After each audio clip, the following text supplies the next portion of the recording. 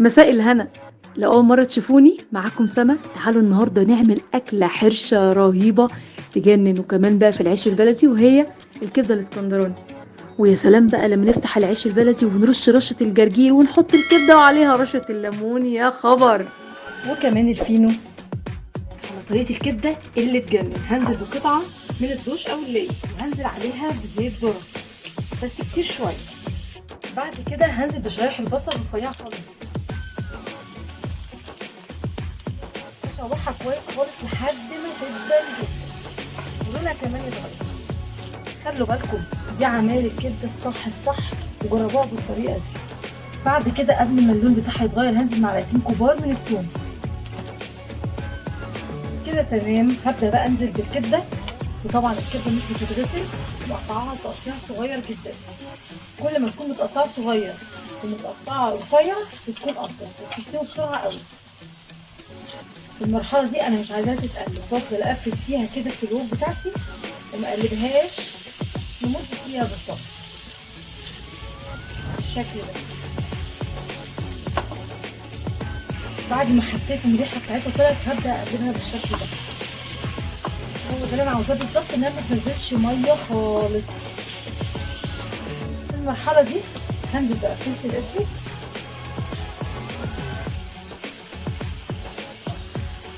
المقدار بقى اللي انت تفضليه، كمون،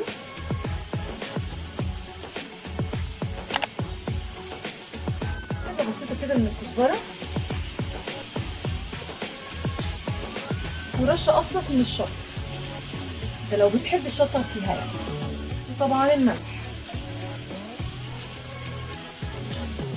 وابدا بقى كده في تقليبه حلوه للكبده. مش قادره اقول لكم الريحه بقت عامله ازاي، زي ما انتم شايفين شكلها يفتح النفس، وهي لسه كمان ما خلصتش. كده الكبده بقت جاهزه زي ما انتم شايفين. هنزل عليها بمعلقه كبيره من الخل واديها تقليبه. بعد كده بكون محضره معايا فلفل رومي شرايح وفلفل حامي طبعا، وده طبعا حبيب الكبده. بديله تقليبه. الله، بص الالوان اتغيرت ازاي، والريحه مش قادره اقول لكم. بعد كده بقى اجيب نص ليمونه وانزل كده بعصر عليها، مش قادره اقول لكم دي بقى بتفرق ازاي، ونشيلها من على النار.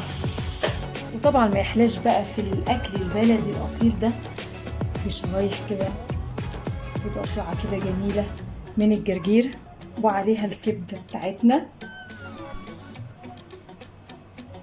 وكمان الفينو وجمال الفينو، وبالذات بقى بعصره ليمون كده من على الوش.